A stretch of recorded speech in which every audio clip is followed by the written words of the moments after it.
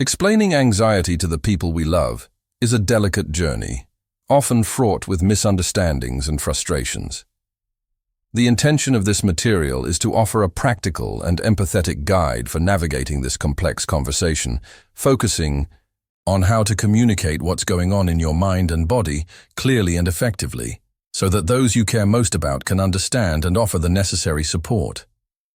The difficulty lies not only in the intrinsic nature of anxiety, a constant state of alert that can be invisible to those who don't experience it, but also in the way society still deals with mental disorders, often reducing them to mere phases or excitements. For those who love, observing a loved one struggling with anxiety can generate helplessness, confusion, and even involuntary distancing driven by a lack of coping tools. This text aims to fill this gap based on the principle that open and honest communication is the cornerstone of strengthening bonds and building an environment of mutual support. The specific context we will address is that of family and emotional intimacy. This is not clinical guidance, but rather a communication manual for everyday life, focusing on the closest relationships: parents, children, romantic partners, siblings, and close friends. Anxiety in its various manifestations, from excessive worry and palpitations to debilitating panic attacks, can significantly impact the dynamics of these relationships, generating friction, isolation, and shared suffering. The central problem to be addressed is the difficulty in translating the internal experience of anxiety into words understandable to those on the outside. It's like trying to describe a color to someone who's never seen it, or explaining the pain of a migraine to someone who's only experienced a common headache. There are nuances, intensities, and triggers that are deeply personal and therefore need to be shared with sensitivity. The unique angle of this guide lies in its emphasis on the longing for connection. We recognize that behind anxiety lies a genuine desire to feel understood and loved unconditionally. At the same time, for those who love, there is an equally strong desire to help, but a lack of information or a clear roadmap can prevent this love from manifesting constructively. Therefore, we will not approach anxiety as a one-sided battle against the disorder, but as a challenge to be faced together, strengthening bonds through mutual understanding. This material aims to be a facilitator, offering communication tools that allow the anxious person to feel seen and validated, and that their loved ones feel empowered to be a safe haven rather than an additional source of stress. The relevance to your experience manifests itself in the need to break the silence and loneliness that often accompany anxiety. How many times have you felt like you were overreacting, or that no one understood the weight you carried? Or conversely, how many times have you seen someone you love suffer in silence, unsure of how to reach out? This is the starting point, the realization that anxiety not only affects the individual, but spreads, in subtle or explicit ways, to the circle of people dear to them.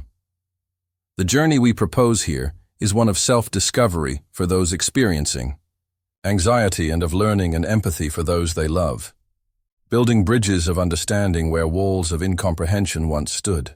We won't provide ready-made answers or magic solutions, but rather a path to starting a meaningful dialogue, which can be the first step toward more harmonious coexistence and more effective support. The platform is set up to demystify anxiety within the family and emotional sphere. The journey ahead is designed to equip you with the words and strategies necessary to share your experience authentically, and for the love that permeates your relationships to transform into understanding and tangible support. Understanding the specifics of anxiety and how it manifests in everyday life is the first step toward communication that strengthens rather than alienates. Understanding and articulating your specific anxiety triggers is a vital component for your loved ones to offer more targeted and effective support. Rather than simply stating, "I feel anxious," detailing the circumstances that trigger this reaction can be enlightening. For example, explaining that excessive noise in a crowded environment or the anticipation of an unfamiliar social event are triggers for your anxiety symptoms allows the other person to visualize a concrete situation and understand that it's not an arbitrary aversion, but rather a physiological and psychological response to specific stimuli. By sharing these details, you're providing a map of your experience, allowing your loved ones to navigate future situations with greater sensitivity, perhaps avoiding certain scenarios or, when unavoidable, being better prepared to offer the necessary assistance. Furthermore, it's crucial to convey the often unpredictable nature of anxiety. For those who don't experience it, it can be confusing when someone seems fine one moment and then suddenly withdraws or displays signs of discomfort. Describing this variability as an internal engine that sometimes revs up for no apparent reason, or that reacts disproportionately to minor setbacks, helps demystify this inconsistency. Consider using the analogy of an alarm system that occasionally goes off without the presence of a real danger. The alarm's intention is to protect, but its oversensitivity can generate unnecessary panic. By communicating this characteristic, you are also validating your own experience, acknowledging that it is not a matter of choice or lack of willpower, but rather a defense mechanism operating in a state of hypersensitivity. Another crucial layer to explore is the physical impact of anxiety, which is often the most visible aspect to others. Describing the sensation of a lump in your throat, sweaty hands, difficulty concentrating, or heart palpitations as concrete, manifestations of an internal state of alert can help make the experience tangible.